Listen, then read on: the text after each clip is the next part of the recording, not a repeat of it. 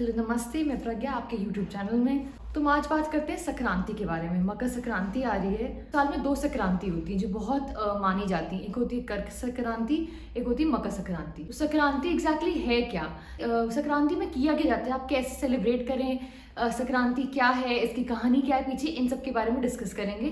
तो पहले before starting the video please like, share and subscribe my channel, और अपने फैमिली मेंबर्स में भी मेरा चैनल जरूर से शेयर करें कि वो भी सब्सक्राइब करें।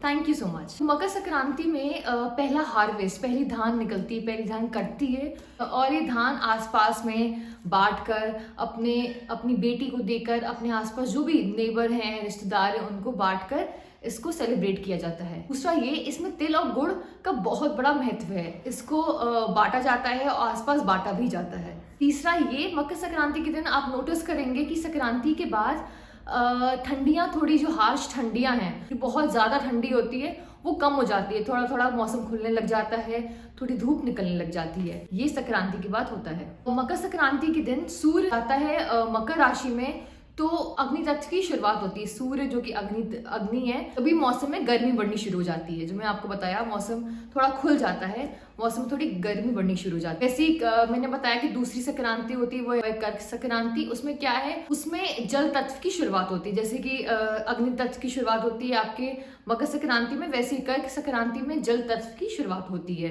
थोड़ी ठंडी बढ़ने लग जाती है। मकर संक्रांति में माना जाता है कि शुभ कार्यों की शुरुआत होती है। दिसंबर मिड से जनवरी मिड तक, 14 जनवरी तक कोई भी शुभ काम नहीं होते, कोई भी शादियां नहीं होती, लगन नहीं कोई निकलते हैं। तो बोला जाता है कि मकर संक्रांति से सारे शुभ काम शुरुआत हो गए हैं। मानते हैं कि देवताओं का समय शुरू हो गया है। सूर्य उतरा रहे होते हैं, तो ऐसे बोला जाता है कि इसको भी दान करें, जब करें तो इसका आपको फल बहुत ज्यादा मिलता है। बोलते हैं एक्सपोनेंशियली मिलता है। अगर आपको 10 मिलना होगा तो आपको क्या पता 20-30 मिलेगा। तो बहुत ज्यादा इसका प्रभाव होता है। अगर आप इसके बाद या इस दिन आप कोई जाप करें या कोई आप दान करें। सूर्य देव शनि की राशि में प्रवेश करते हैं, इसलिए ये बहुत इम्पोर्टेंट पर्व माना जाता है हिंदू रिलीजन में। जो सूर्य देव जो है अपने बेटे शनि से मिलने आते हैं, इसी समय सूर्य मकर की राशि में जाते हैं। मैं आपको पहले भी बताया, सूर्य मकर की राशि में जाते हैं, धनु धर्मास्त्र समाप्त हो जाता है, इसीलिए शुभ कार्य स्टार्ट हो जाते हैं। जिसका भी सूर्य या शनि वीक है, तो अगर आप इस दिन कोई उपाय करेंगे, इसके बाद कोई उपाय करेंगे,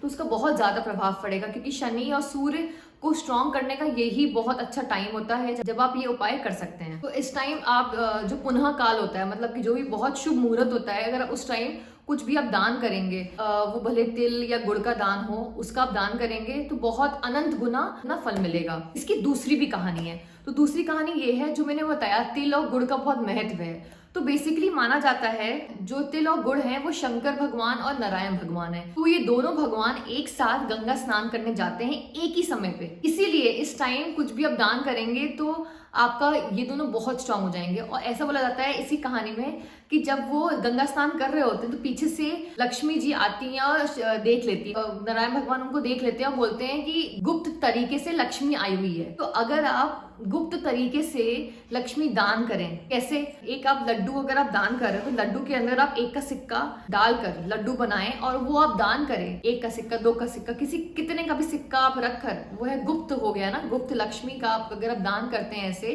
तो आपको कोई भी बीमारी, कोई भी दिक्कतें होंगी, वो सारी नष्ट हो जाएंगी और आपको लक्ष्मी भी आएगी और आपको जो भी दिक्कतें हैं, कोई बीमारी है, आपको उससे छुटकारा मिल जाएगा। अब मैं बताती हूँ आपको कैसे मकर संक्रांति के दिन पूजा करनी है। पहला, सूर्य जी को अर्घ कैसे दें। सूर्य को अर्घ आप 2 तरीके से दे सकते हैं। पहला ये कि अगर आपको सूर्य मजबूत करना है, जिस भी लोटे से आप सूर्य अर्घ देंगे, उसमें आप हल्के से अक्षत डाल लें और साथ के साथ आप कोई लाल रंग का फूल, वो रोज हो सकता है, कोई भी हो सकता है, आप लाल रंग का फूल उसमें डाल दें और उसके साथ सूर्य भगवान को जल चढ़ाएं और उनका मंत्र पढ़ें। और अगर आपको सूर्य और मजबूत करना है तो इस दिन आप लाल रंग का कपड़ा दान कर सकते हैं, आप गेहूं दान कर सकते हैं, तांबे के बर्तन दान कर सकते हैं। इन सब चीजों से भी सूर्य मजबूत होगा।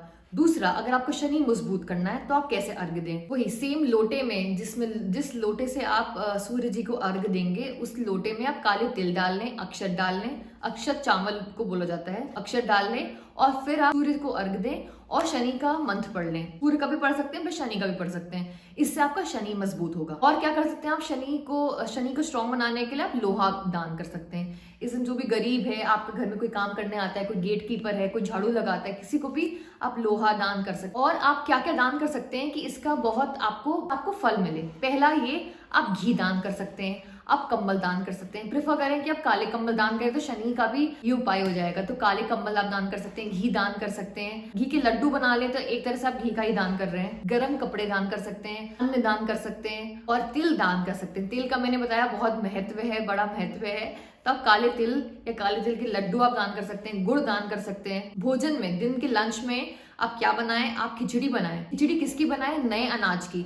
इसलिए नया अनाज की मैंने आपको बोला जाता है कि उस दिन धान कटती है तो धान बांटी जाती है। तो आप जो भी नया अनाज, आपके घर में कोई नया अनाज आपने खरीदा है तो उस नए अनाज की आप खिचड़ी बनाएं। और प्रेफर किया जाता है कि काली दाल और चावल की खिचड़ी बनाई जाए, वो भगवान को भोग लगाकर फिर उसको लंच में खाया जाए। जिसका भी गृह प्रवेश पेंडिंग है, कि उनको कुछ शुभ काम करना है, कि कोई भी कुछ भी शुभ काम कर सकते हैं, कोई किसी की मंगनी करनी है या अगर आपको गृह प्रवेश करना है तो आप इस दिन आप गृह प्रवेश कर सकते हैं। गुड़ और तिल के लड्डू के साथ आप जरूर से आज के दिन गृह प्रवेश कर सकते हैं। मकर संक्रांति बेसिकली माना जाता है इतना ऑस्पिशियस, इतना ज्यादा शुभ मुहूर्त माना जाता है कि इस दिन लोग प्रेफर करते हैं कुछ भी अच्छा सा शुभ काम करें और खूब सारा दान करें। इससे आपको भी बहुत समृद्धि आएगी, लक्ष्मी आएगी, सारी दिक्कतों से आपको मुक्ति मिलेगी। आई होप आपको वीडियो पसंद आया हो और आपकी मकर संक्रांति बहुत अच्छी जाए। और प्लीज इस वीडियो को ज्यादा से ज्यादा लोगों को शेयर करें, आप लाइक करें एंड सब्सक्राइब करें। Thank you so much. Happy Makar Sankranti.